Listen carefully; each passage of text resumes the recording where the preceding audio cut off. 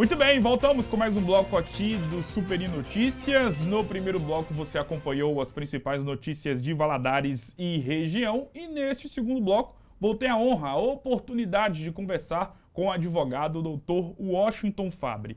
Ele que é presidente da Comissão Estadual de Diversidade Sexual e Gênero da OAB. Dr. Washington, primeiramente, muito boa tarde, seja muito bem-vindo e é uma honra ter você aqui. Boa tarde para você, uma boa tarde a todos. Muito obrigado pelo convite e vamos bater o papo, né? Com certeza, sobre um assunto muito importante. É sempre muito bom trazer e conversar com profissionais ligados à área do direito, principalmente para o assunto específico em questão do nosso bate-papo. Dr. Washington, primeiramente eu queria saber de você como funciona esse trabalho da comissão e qual que é a relevância, qual que é a importância dessa comissão, principalmente nos dias de hoje. Então, a Comissão Estadual de Diversidade da OAB de Minas Gerais, ela é a mais antiga do Brasil, né? Ela foi criada em 99, tem mais aí de 20 anos, ela é até mais antiga do que a própria Comissão do Conselho Federal. Sim. E a gente tem trabalhos em duas frentes principais. Um trabalho pedagógico de educação com os próprios advogados e a função social da comissão, que é os trabalhos em que a gente sai dos muros da OAB e chega até a sociedade civil.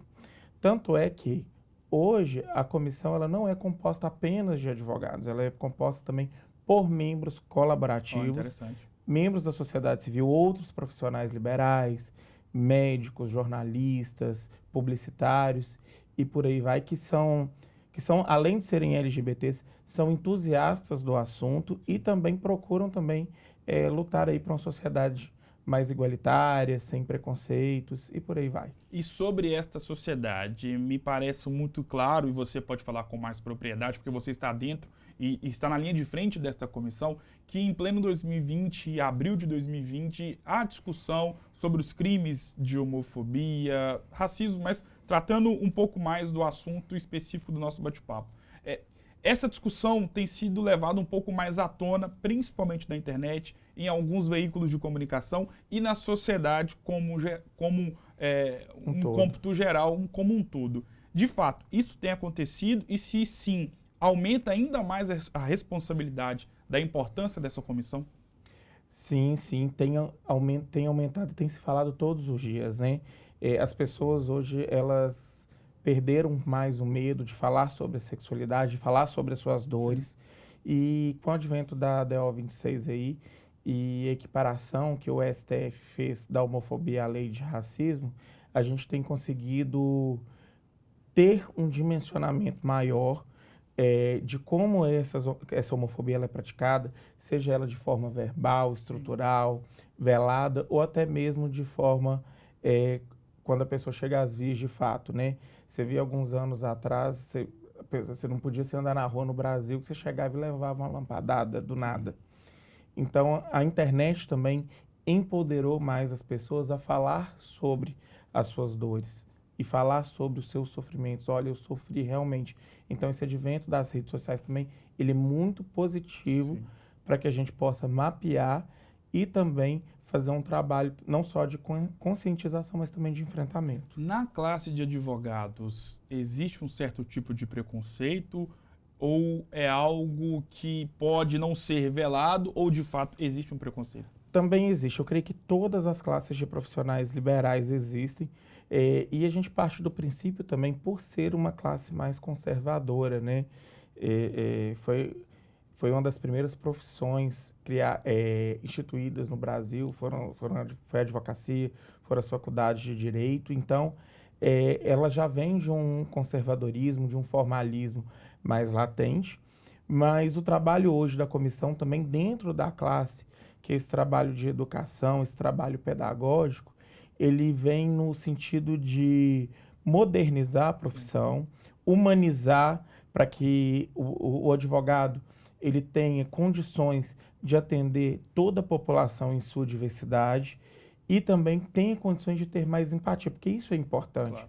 Porque o advogado ele não atende só um determinado tipo de cliente, ele atende todos. Então ele precisa entender sobre o que é diversidade, sobre os direitos LGBTs, que ele também poderá trabalhar para que então ele possa estar mais preparado e também pessoalmente também menos preconceituoso, porque o preconceito nosso ele é estrutural, ele vem de uma criação de um país que ele é mais conservador. Eu sou LGBT e eu vim dessa criação e o desafio todo dia é fazer com que nós possamos ser mais empáticos e menos preconceituosos. Doutor Washington, eu queria saber, e aí essa pergunta ela vai muito ao encontro do seu lado pessoal. Aqui em Governador Valadares, existem muitos casos de crimes que têm a questão da homofobia como ponto central da ação da pessoa que acaba se excedendo e praticando uma ação criminosa contra uma pessoa? E se sim, quais são os maiores exemplos? São com as travestis? São com os homossexuais? Enfim, existe de fato aqui em Valadares? Existe. Dentro da sigla LGBTQIAP+, a sigla T, né, que envolve as pessoas trans e travestis, dentro é a que envolve maior número de preconceito. Até porque se você for pegar a expectativa de vida hoje da população da Sim, sigla T bem lembrado. é de até de 35 anos. Então, esse preconceito, ele vem desde uma forma violenta, mas também ele vem através de um preconceito até mesmo estrutural, mas eu não digo que ele seja intencional. Por exemplo, nosso sistema hoje de saúde, ele não está preparado, por exemplo, para fazer uma hormonioterapia em saúde das pessoas trans, seja homem trans, seja mulher trans. Então, já vem de uma questão de saúde pública, mas é o que a gente tenta mudar com esse trabalho pedagógico, esse trabalho de educação, esse trabalho social. Então, precisamos que não só na questão da violência, a gente possa olhar para a população T, mas assim, olhar como um todo, né? A gente vê hoje dentro da população T, quanto que começa a vulnerabilidade?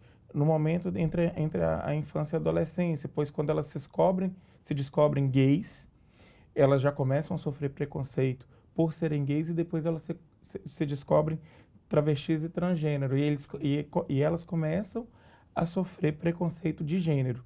Por conta disso, há uma evasão escolar muito grande, porque o preconceito ele já começa na infância. E isso eu falo porque eu também sofri esse tipo de preconceito na infância dentro da escola. E elas ficam com muito medo de continuar os estudos. Então acaba indo para a margem da sociedade. Às vezes a solução sempre vai para o lado da prostituição e a gente precisa falar isso com bastante liberdade, com bastante profundidade. Para quê? Para que o Estado também intervenha com a ação de políticas públicas, de qualificação, para que as pessoas trans e travestis se insiram no mercado formal de trabalho. Porque também na prostituição, elas também sofrem essa violência e é uma violência muito mais profunda. Sim. E de fato, né, existem muitos casos, a gente acompanha os noticiários de grandes veículos de comunicação, sim, como o crime normalmente com os travestis são crimes muito bárbaros e com requintes de crueldade. E, de fato, é algo que tem que ser muito trabalhado. Pode completar? E a gente, hoje, por exemplo, se a gente começa a fazer esse trabalho já também dentro das casas, porque qualquer família pode ter uma pessoa trans e travesti. Toda família, eu tenho certeza que tem um LGBT dentro de casa. Então, a gente precisa também, dentro das famílias também, fazer com que as pessoas não tenham medo da sigla LGBT, não tenham medo da palavra gay, não tenham medo da palavra trans. E a gente possa fazer esse trabalho. Por quê? Porque a sexualidade, ela é muito natural. Ela não é uma questão religiosa ou uma questão espiritual, não. Ela simplesmente é uma expressão natural do ser humano.